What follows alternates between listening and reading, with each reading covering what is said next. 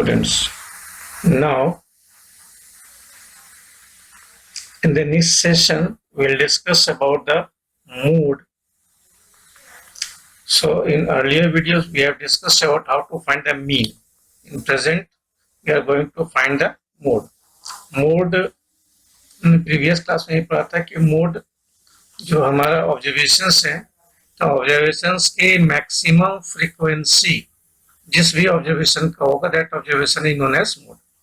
Here we define कि mode is defined as the observation with the maximum frequency.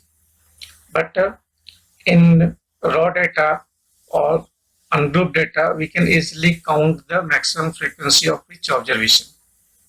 But here in class 10, we have to study about the mode of group data.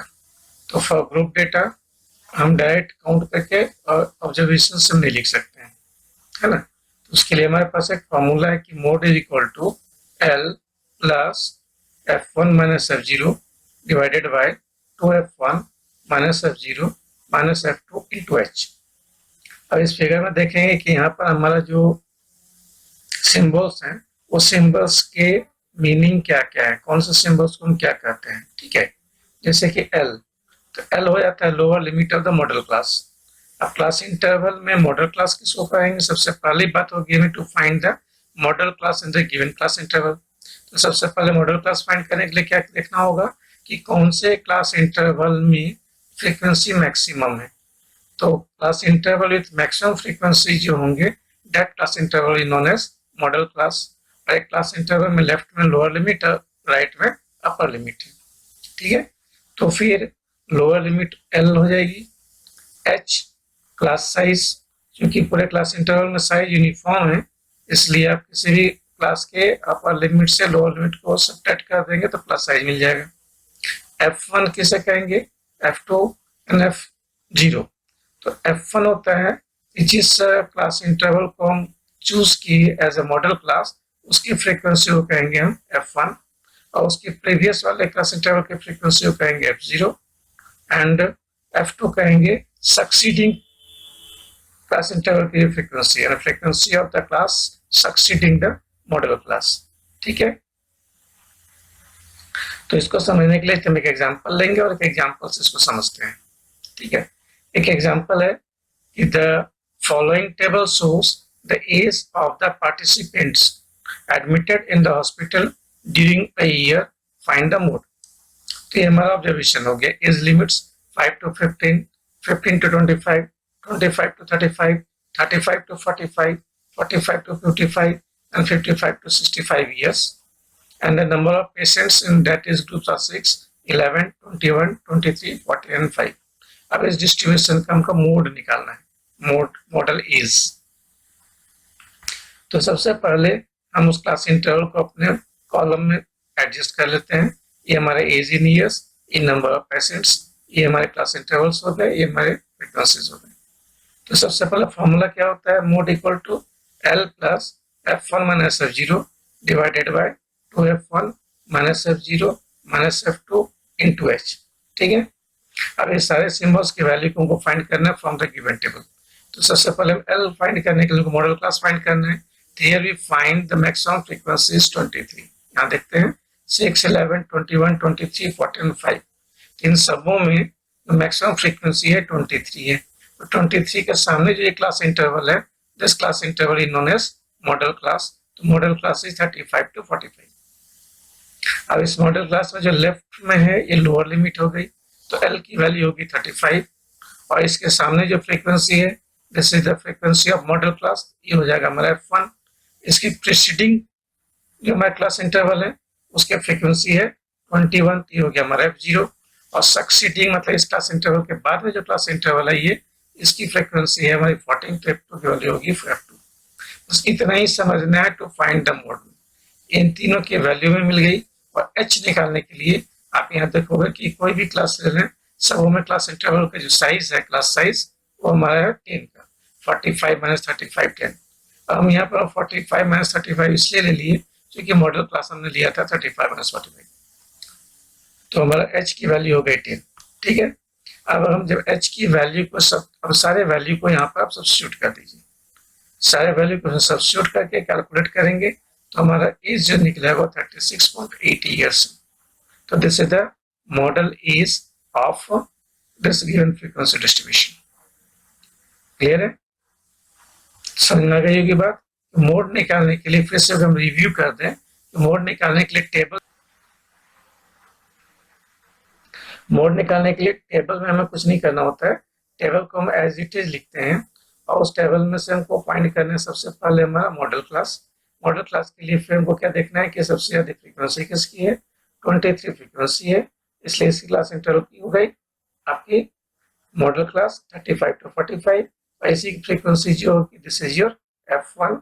इसके presiding पहले वाले class interval की frequency f0 और इसके बाद वाले class interval की frequency f2। Clear हो गया? और उसके बाद we have to find the value of h।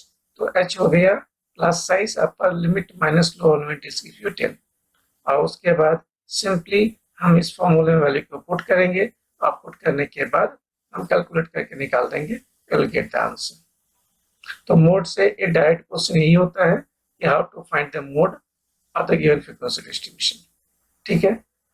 इसके बाद इससे रिलेटेड एक और टाइप के क्वेश्चन है जिसमें कि मोड गिवन होगा और कोई ना कोई एक फ्रीक्वेंसी इसमें से मिसिंग होगी जिसको हमको फाइंड करना होता है, जैसे हम मीन में भी इस चीज को फाइंड किए थे। ठीक है? तो हम एक एग्जांपल लेके उसको भी देखते हैं कि how to find the missing frequency if mode is given. चलो एक एग्जांपल ले आए।